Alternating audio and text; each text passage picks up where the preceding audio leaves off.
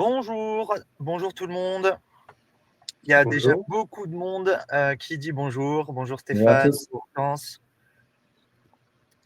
On est ensemble pour une trentaine de minutes, un petit peu plus. Ça va dépendre de votre interaction avec nous. Vous avez le chat qui est donc live. Vous pouvez poser toutes vos questions. On est avec Hugo de chez Impulse et Alexis de chez Menlog. Ils auront le temps juste après de se présenter. Bonjour Hugo, bonjour Alexis. Bonjour à tous.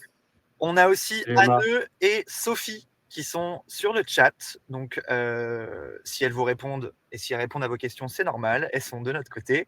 Voilà, n'hésitez pas du tout à poser des questions. Tout le monde est dispo ici pour répondre à vos interrogations. N'hésitez pas à interagir avec nous aussi, à donner votre avis. On va essayer de vous inclure au maximum dans les discussions aussi pour avoir votre retour d'expérience. Donc l'idée c'est quoi? C'est que on va essayer de parler positif, on va essayer de vous donner des bonnes pistes pour attaquer l'année 2024 sur la bonne route. Voilà. Boulangerie, rentabilité. Aujourd'hui, on a une hausse des coûts de matière, on a une hausse des coûts de l'énergie, une pénurie du personnel, une baisse du pouvoir d'achat. Donc, il y a plein de nuages gris qui tournent autour. Mais il y a du positif. On a plein de pistes à vous donner. Voilà. On va parler de 3 choses importantes. Les clés pour augmenter son volume de vente, maîtriser ses coûts matières et maîtriser sa masse salariale. Quelques réflexes à prendre aussi pour lancer ses points de vente, débuter aussi dans un point de vente. Donc voilà, c'est un petit peu les sujets du jour. Donc nous avons avec nous aujourd'hui Hugo, qui du coup est chez Impulse, représente Impulse. Donc voilà, Hugo, est-ce que tu peux rapidement te présenter? Après, ce sera à ton tour, Alexis. Donc, bonjour à tous. Donc, moi, je m'appelle Hugo, je suis responsable des grands comptes chez Impulse. Donc, Impulse, qui est une solution de gestion de stock qui aide les chaînes de boulangerie à maîtriser leurs marges. Impulse a été créé il y a 5 ans sur une idée un peu folle qui était de mettre l'intelligence artificielle au service des restaurateurs en leur proposant des prévisions de vente, des recommandations de commandes fournisseurs et des recommandations de production. Cela, ça permet quoi? Ça permet de réduire le gaspillage alimentaire et aussi d'éviter les ruptures. Aujourd'hui, Impulse travaille avec de nombreuses enseignes de boulangerie et qui ont des problématiques communes comme Feuillette, Boulangerie Louise, Atelier Papy, Boulangerie Augustin, Mariette, etc. Donc voilà. Merci Hugo. Alexis, je te laisse la main. Grand plaisir. Super, ravi de faire ce webinaire ensemble. Du coup, Alexis, sur la partie grand compte chez Menlog. Et donc, Menlog a un peu plus de maturité, une trentaine d'années d'existence en tant qu'éditeur solutions d'encaissement et de gestion pour les points de vente. Et on accompagne aussi bien les boulangers indépendants que les réseaux. Donc, on a une expertise dans la boulangerie-pâtisserie. Et on développe des solutions métiers avec une équipe experte. On tâche d'être en veille permanente pour être force de proposition sur des nouveautés fonctionnelles, techniques, d'interface. Et puis on avance avec des partenaires métiers comme vous, reconnus dans leur domaine, pour proposer un maximum de valeur ajoutée pour nos clients. Voilà. Super. Merci Alexis, merci Hugo.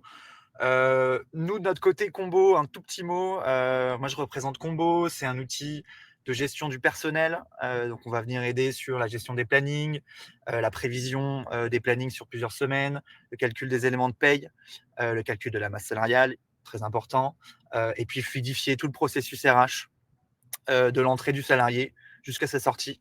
Et voilà, fluidifier un petit peu tous ces sujets-là. Pour commencer, je voulais rapidement vous donner un chiffre qui est intéressant à mettre en avant. C'est qu'aujourd'hui, en moyenne, la marge brute des établissements de boulangerie, c'est 71% du chiffre d'affaires hors taxe. Voilà. C'est un élément à prendre en compte. Et l'idée, c'est que la recherche de rentabilité, aujourd'hui, elle est de plus en plus complexe. On a un volume de vente qui est assez compliqué à atteindre. On a des coûts qui augmentent. Petite question rapidement pour sonder un petit peu l'état d'esprit de tout le monde. En un mot, c'est quoi un petit peu vos prévisions pour 2024? Donc, est-ce que vous êtes plutôt optimiste? Est-ce que vous êtes plutôt pessimiste? Voilà, répondez en un mot dans le chat pour qu'on voit un petit peu les différentes visions de chacun. Si on reprend les bases, disons, de la rentabilité, là, je m'adresse du coup à Hugo et Alexis. Très optimiste, Cyril, c'est super. On a hâte de voir votre année. Quels sont les éléments, Alexis ou Hugo, si quelqu'un veut commencer, quels sont les éléments à prendre en compte de votre expérience à vous pour calculer sa rentabilité dans une boulangerie? Bah, je veux bien commencer, Hugo, si tu le permets. Bien sûr. Tout simplement parce que quand on ouvre une boutique, on met une caisse d'abord, une solution d'encaissement et de gestion commerciale. Et ça, c'est le premier réflexe.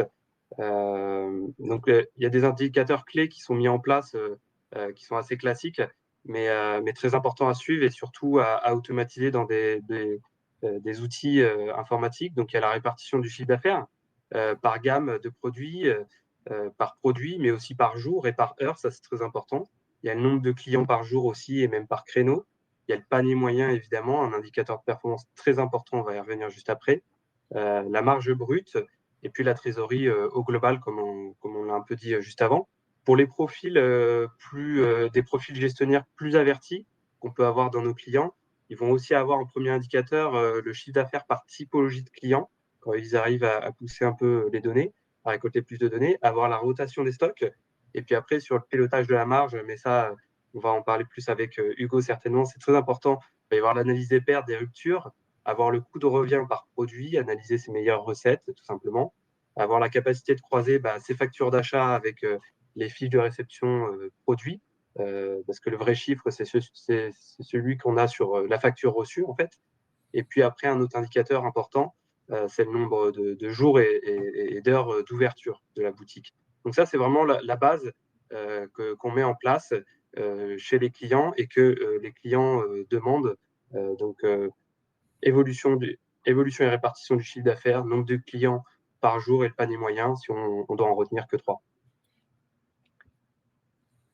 Ok. Hugo, si tu veux, C'est ça. Ouais, ouais, peut-être que tu as un mot à dire, Hugo, par rapport à ça? Ouais, tu peux exactement. compléter parce que Et pour compléter, donc nous de notre côté, donc on va dire qu'aujourd'hui, on se rend compte que les deux postes de dépenses les plus importants en boulangerie, ça reste le personnel et les achats. Il y a certains postes de dépenses qui prennent de plus en plus de poids, avec par exemple l'énergie et la hausse du prix de l'électricité. On a vu que l'électricité a flambé ces dernières années, mais c'est plus difficile d'avoir un impact.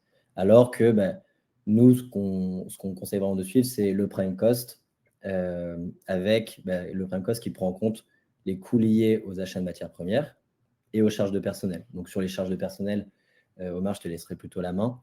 Mais c'est vrai que nous, côté matières premières, on va vraiment pousser à suivre les deux ratios clés que sont le coût matière théorique et le coût matière réel.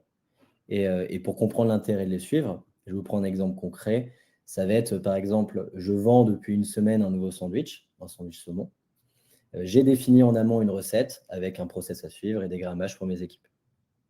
Dans le meilleur des mondes, je multiplie le coût de cette recette par les ventes et j'obtiens le coût théorique des matières premières de mon sandwich.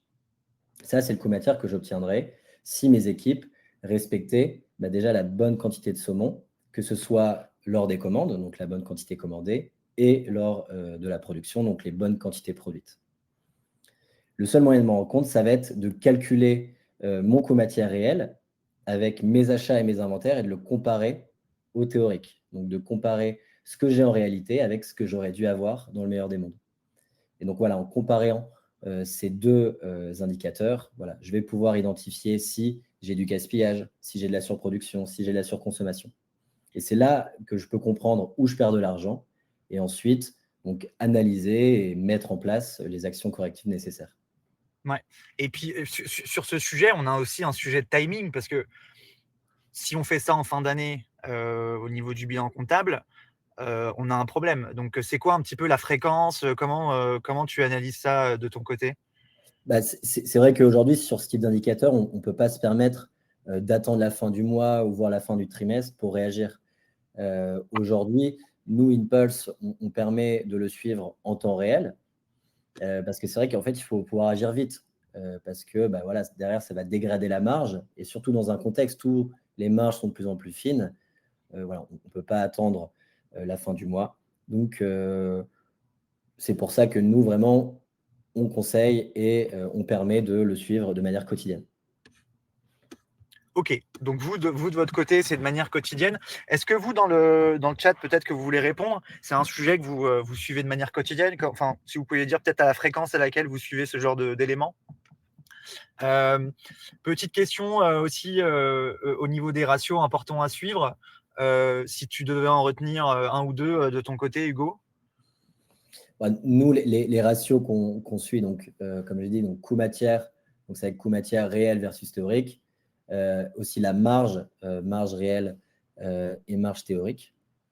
Donc ça, c'est vraiment les deux indicateurs. Et un autre indicateur qui est l'écart de consommation qu'on suit également. Et donc aussi, après, il va y avoir des marques connues, inconnues.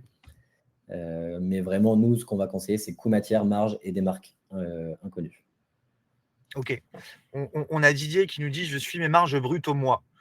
Si vous pouviez, Didier, peut-être nous dire comment vous en sortez pour avoir des chiffres qui soient dans vos objectifs et si vous avez des objectifs justement qui sont derrière mis en place.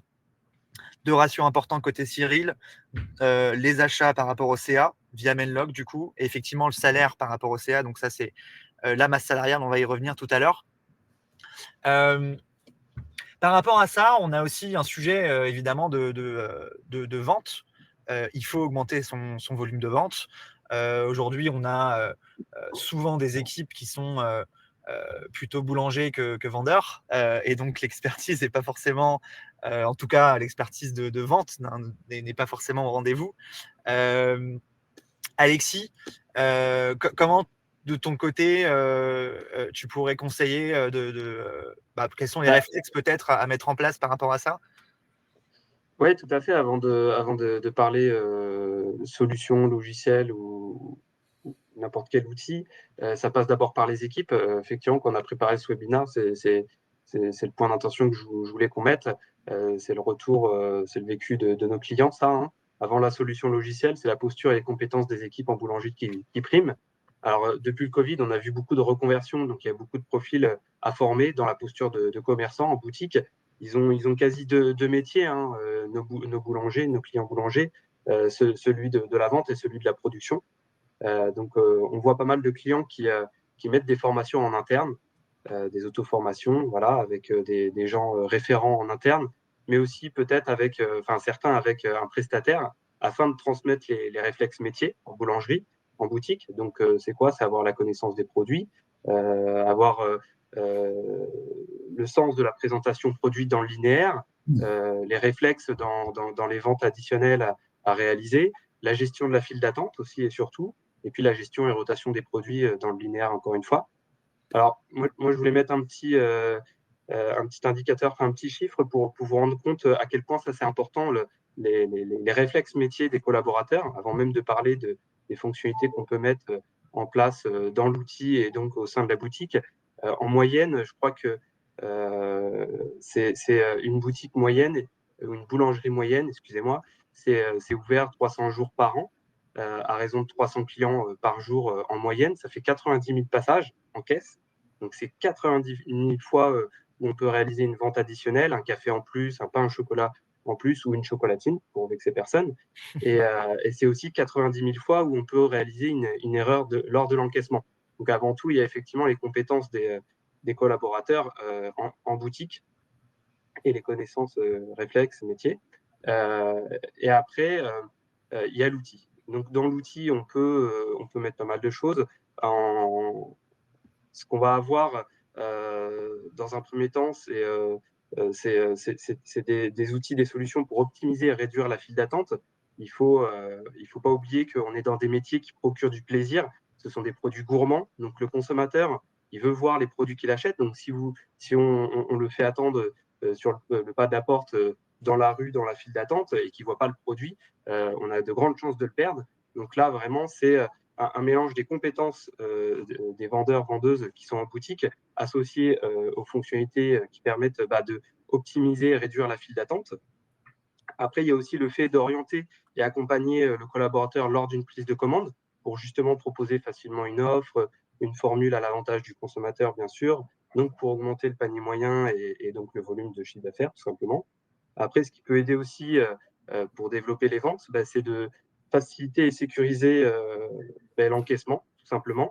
Donc après, il y a des solutions à ça, hein. Il y a par exemple des monnayeurs qui évitent les erreurs de rendu, de monnaie qui arrivent à tout le monde. On reste humain. Et puis après, il y a des TPE à mettre un peu plus modernes, plus améliorés, pour permettre d'enlever la saisie manuelle du montant, de vérifier que la transaction soit bien réalisée, parce que pour une vente d'une baguette, le client ne va pas rester, hein. Il va acheter sa baguette et tout de suite partir, et peut-être que la transaction n'est pas faite. Et fois X passages dans la journée, c'est du chiffre d'affaires que l'on perd, mais c'est surtout des produits que l'on offre sans faire une communication en plus dessus. Et puis après, il y a avoir un bon outil décisionnel. Donc, sur notre partie, ça va être un outil qui permette de bien comprendre ce qui draine le chiffre d'affaires en boulangerie, dans notre boutique. C'est quoi notre 20-80 en fait, pour assurer une bonne performance des produits qu'on propose, créer de nouveaux produits, des nouveautés, ou en supprimer. Il ne faut pas en avoir peur d'en supprimer certains, qui peut être moins rentable, mais ça, c'est plus Hugo qui nous le dirait. Et puis, après, avoir un bon outil décisionnel, ça passe aussi par bien le renseigner. Donc, nous, à la base du projet, c'est important de mettre en place le référentiel article produit, c'est une étape primordiale, mais qui soit bien en corrélation avec la réalité de ce que propose la boulangerie réellement dans sa boutique.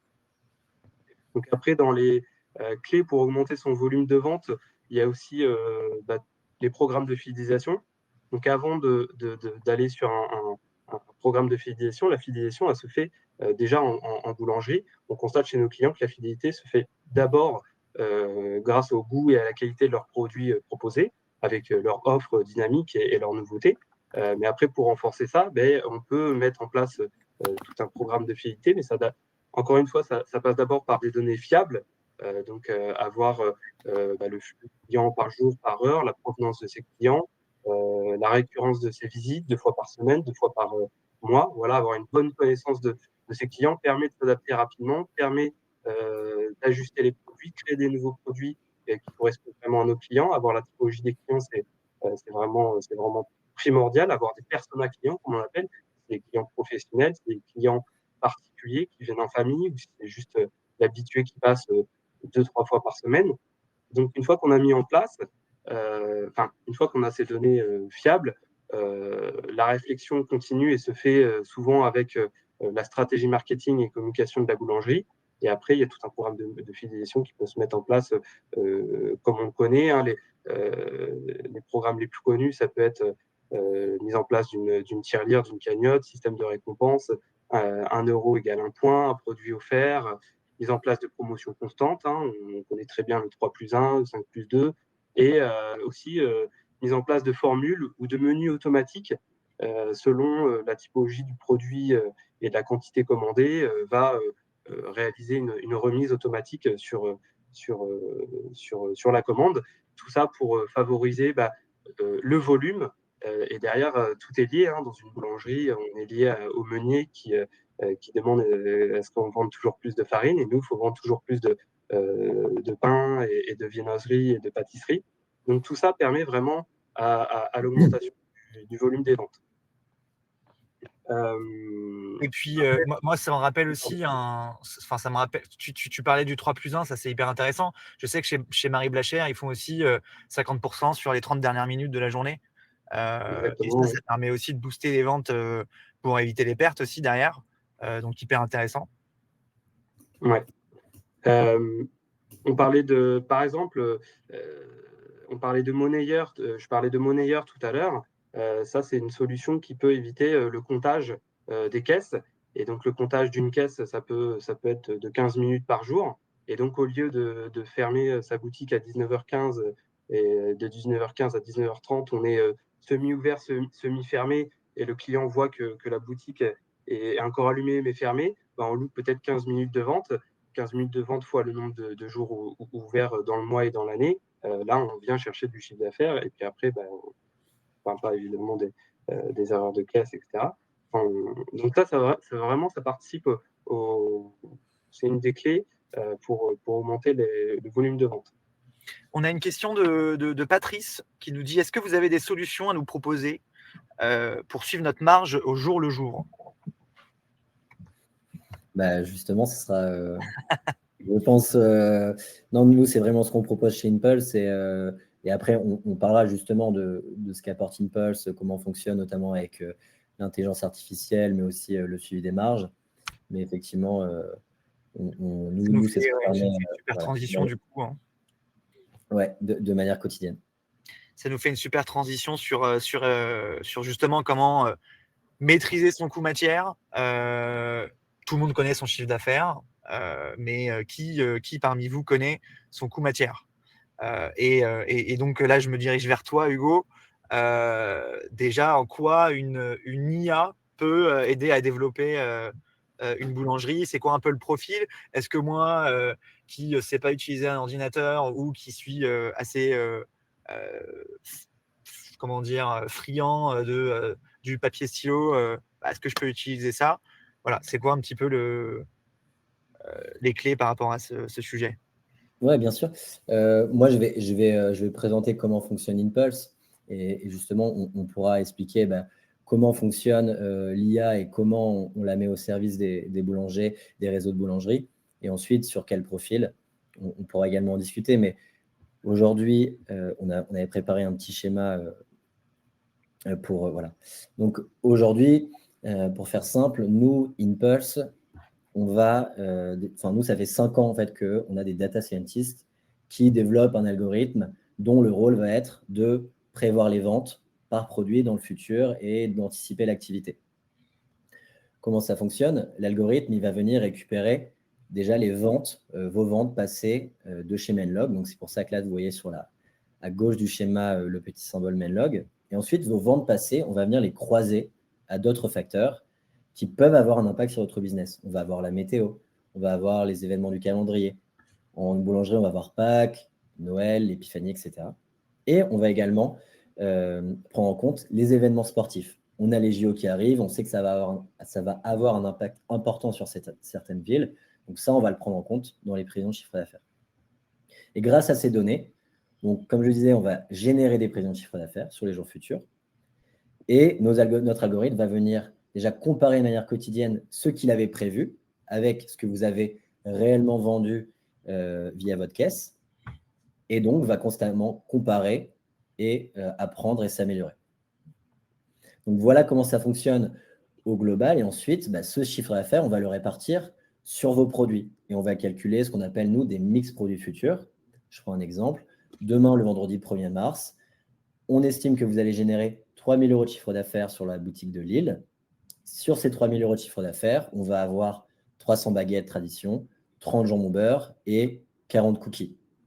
Voilà, donc ça, c'est vraiment la force d'Impulse, c'est de pouvoir proposer aux boulangers des prévisions de vente par produit. Et derrière, ces prévisions de vente, elles vont vous permettre d'anticiper, c'est vraiment le mot, anticiper, 2 choses. C'est déjà quelle commande fournisseur passer pour couvrir mon besoin en matière première. Par exemple, je sais que je vais vendre 30 jambon beurre, combien je dois commander de kilogrammes de jambon, de kilogrammes de beurre, de farine, etc. Et nous, dans Impulse, on va avoir un bouton qui permet en un clic de remplir le formulaire de commande avec la recommandation de commande sur chacun des produits. Et donc, en un clic, vous pouvez générer une commande de plusieurs centaines de lignes. Et ensuite, la deuxième chose, donc l'intérêt des prévisions par produit, ça va être de savoir combien je dois produire.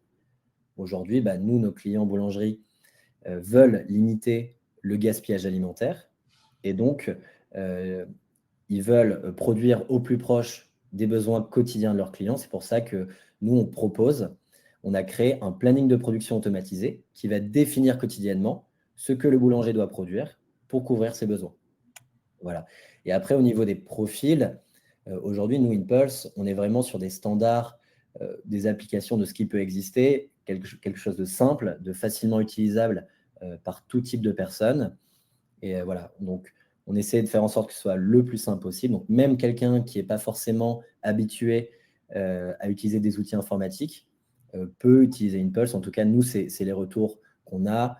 Et on a des personnes qui l'utilisent, même si elles ne parlent pas toujours français, ou même si voilà, ça dépend de leur niveau d'éducation. Mais tout le monde, aujourd'hui, peut utiliser Impulse. Donc au niveau du profil, on n'est pas obligé d'être sur quelqu'un qui maîtrise parfaitement l'informatique. Stéphane nous pose une question. Est-ce que ça revient à une prise de commande en flux quasiment poussé? Oui, bon, en tout cas, nous, la commande, alors en flux poussé, nous, en tout cas, on va calculer la reconnaissance de commande, on va préparer la commande, vous allez l'envoyer à votre fournisseur, effectivement, ça sera un flux poussé vers le fournisseur. Super. On avait dans les commentaires un commentaire de Patrice qui nous disait le coût matière ne doit pas dépasser les 30%. Est-ce que tu peux peut-être, Hugo, nous rappeler un petit peu la différence entre coût matière théorique, réel, et puis comment on atteint son coût matière cible? Oui. Justement, dans ce schéma, c'est pour ça qu'à droite, en bas, on va avoir la partie analyse. Parce que vu que nous, donc il y a la partie prévision, la partie opération, toutes les opérations vont être dans un même outil. Et ça va nous permettre d'avoir les analyses qu'on a déjà citées, donc coût matière, le coût matière théorique, le coût matière réel. Et donc, pour rappel, l'intérêt de le comparer, c'est de comparer combien je devrais avoir de coût matière dans le meilleur des mondes si les recettes étaient parfaitement respectées, si mes équipes produisaient exactement la bonne quantité, si mes équipes commandaient au cordeau. Donc ça, c'est la théorie. Et ensuite, la réalité, elle est tout autre. On sait qu'il peut y avoir de la surproduction, du gaspillage, du surstockage, etc.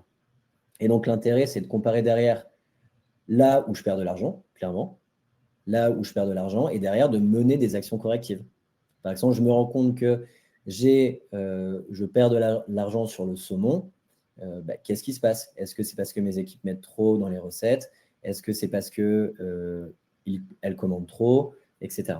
Donc voilà, vraiment l'intérêt et derrière, l'objectif final, c'est que le théorique se rapproche au plus près du réel.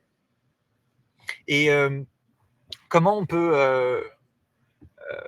avancer la communication entre Menlog et Impulse? C'est quoi la stratégie à adopter quand on a ces deux outils-là?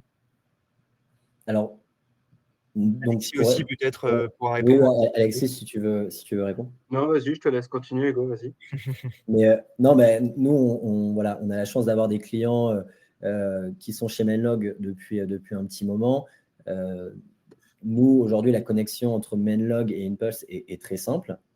Elle se fait en quelques clics. On va donc derrière dans Impulse récupérer les ventes qui derrière vont nous permettre de faire les prévisions de chiffre d'affaires au global puis par produit. Et on va pouvoir également récupérer d'autres choses. Aujourd'hui, par exemple, on va récupérer les pertes. On sait que les équipes opérationnelles, parfois, c'est plus facile pour elles de saisir les pertes dans la caisse que les saisir dans Impulse. Donc, nous, ce qu'on a mis en place, c'est une remontée automatique des pertes qui sont saisies dans Menlog, dans Impulse. Comme ça, vous les avez dans vos analyses et ça permet de calculer justement la démarque inconnue. Ça marche, super. Le temps file, du coup, on va peut-être passer au dernier sujet qui est le coût de masse salariale. Le coût de masse salariale, c'est un petit peu votre variable d'ajustement, puisque coût matière, il y a énormément d'interactions avec le marché, les coûts qui peuvent augmenter. La masse salariale, aujourd'hui, en boulangerie, l'idée, c'est que ça ne dépasse pas les 40%. On sait que les boulangeries en réseau, généralement, ils ont un petit peu moins de masse salariale, avec une logique un petit peu plus industrielle. Les boulangeries artisanales ont un petit peu plus de mal. Les boulangeries indépendantes plutôt qu'artisanales seront plutôt autour des 40%. L'idée ici, c'est que, en fait, il y a plusieurs éléments à prendre en compte. vous avez des mises en place qui peuvent être intéressantes. La modulation du temps de travail, je ne sais pas si ça parle à beaucoup de personnes aujourd'hui, la modulation du temps de travail, c'est-à-dire qu'aujourd'hui, on peut mettre en place un salaire fixe à tous les employés et en fonction des heures qui sont faites en été ou en hiver, dans les périodes plutôt faibles ou élevées, les heures supplémentaires sont mises dans un compteur. Ça, c'est des éléments qui sont dans la loi, qui peuvent être mis en place, qui sont super intéressantes. Aujourd'hui, il y a plusieurs éléments à prendre en compte concernant la masse salariale, notamment les plannings. Aujourd'hui, la gestion des plannings en boulangerie, disons qu'avec un petit peu d'expérience et pas mal d'échanges avec les clients, c'est j'ai mon papier, j'ai mon crayon, je sais qui travaille à quelle heure, mais je ne sais pas exactement combien de temps chaque personne va être payée. Ou alors, je paye mes 35 heures, et puis si ça dépasse, on s'arrange. Et puis, on s'arrange, je pense que parmi les personnes qui sont derrière votre écran, on sait tous un petit peu ce que ça veut dire. Donc là, l'idée, c'est vraiment de creuser ce sujet, de mettre en place des outils comme Combo, comme autres, qui pourraient justement, au jour le jour, regarder la masse salariale au vu de l'activité. Par rapport à Mainlog, ça me fait penser, c'est que aujourd'hui, vous avez la possibilité de récupérer votre chiffre d'affaires quotidiennement et en fonction de l'activité que vous allez avoir, prévoir un nombre de personnes qui soit suffisant, soit un petit peu en flux tendu. Pourquoi je dis flux tendu ? L'idée, c'est que si vous avez prévu 4 personnes le lundi et que vous savez que le lundi, c'est une journée plus ou moins faible en termes d'activité, peut-être que vous pouvez prévoir 3 personnes et demie. Le 3 personnes et demie se compte sur les heures qui sont planifiées. Sur cette optimisation du planning, il y a des éléments à prendre en compte, le suivi de l'absentéisme, le taux de turnover. L'important, c'est évidemment que les plannings n'entachent pas la fidélisation des employés, puisqu'on a toujours cette variable qui est importante. Comment on prévoit son planning par rapport à ses employés et adapter évidemment cette planification. On a le sujet également de la pointeuse. Comment est-ce qu'on compte les heures aujourd'hui en boulangerie ? Je sais qu'il y a un sujet notamment sur les équipes qui sont en production. On sait que les équipes en production, on ne compte pas forcément les heures qui sont planifiées. Maëlys nous dit, la masse salariale est corrélée aussi à la production et au coût matière. Si je fabrique mon croissant, j'ai une meilleure marge, ça me coûte plus cher en salaire. Et à l'inverse, si on ne fabrique pas, on a moins de main-d'œuvre, mais moins de marge, effectivement. Et ça, c'est aussi lié du coup au contrat que vous avez mis en place, à des éléments légaux que vous pouvez aussi mettre en place qui sont la modulation, le lissage des heures, le contrôle des heures de façon un petit peu plus poussée. Et tout ça avec un outil qui est Combo. Vous avez la possibilité de le faire. Et la connexion qui est justement avec Mainlog et d'autres outils aussi comme Impulse est super intéressante. Il est 34. Je vais vous laisser de votre côté, au niveau du chat, poser les différentes questions que vous avez envie de poser à Hugo, à Alexis, à moi au niveau de Combo. Peut-être un mot, Hugo et Alexis, par rapport au temps à investir en attendant que les questions tombent. Disons que si demain on veut mettre en place ce type de solution, combien de temps ça me prend ? Est-ce que j'ai besoin d'être formé ? Est-ce que c'est simple ? Est-ce que c'est dur ? Comment est-ce que vous avez si vous avez un retour d'expérience ? Oui, tout à fait. Alors, côté Mainlog, ça va être assez simple. La mise en place peut se faire en une journée. On va parler d'un projet classique avec la solution d'encaissement et la solution de gestion commerciale. Donc, en une journée, avec la formation de compris. Après, ça va toujours dépendre du niveau d'expérience de l'équipe et des besoins, des spécificités du projet. Mais en une journée, ça peut être mis en place.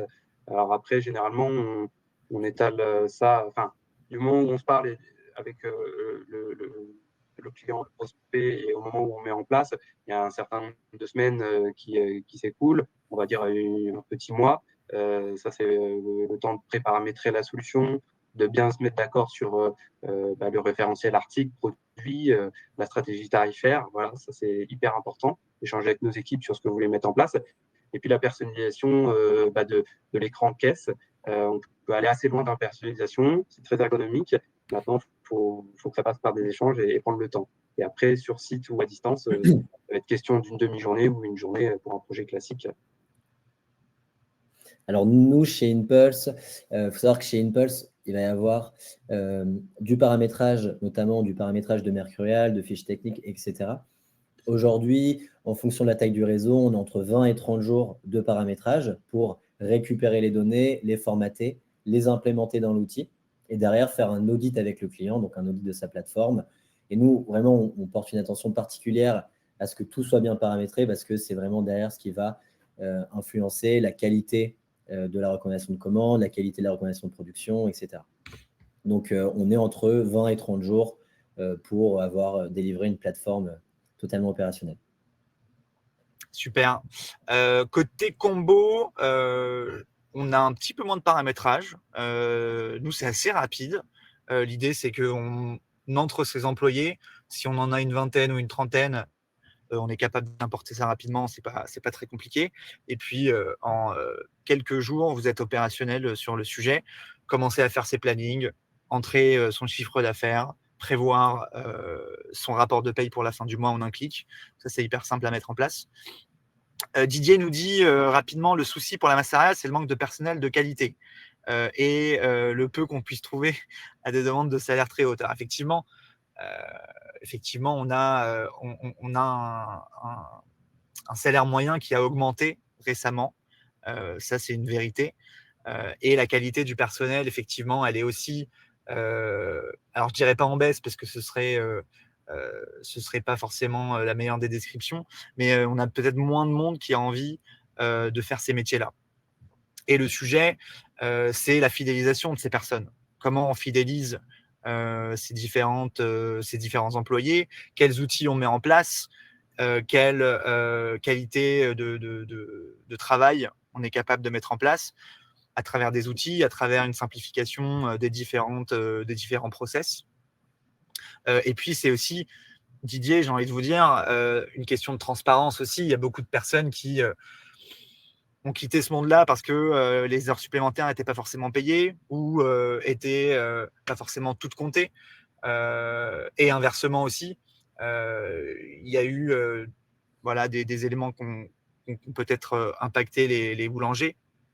La transparence entre les deux parties est hyper importante et la sécurité du salaire pour chacun des deux, des deux parties est possible avec des outils digitaux à mettre en place. Omar, je te rejoins là-dessus. Ouais. C'est du vécu avec nos clients. On sent clairement qu'on est un des éléments qui peut contribuer éventuellement à la fidélisation des salariés pour échanger avec plusieurs responsables ou gérants de boulangerie.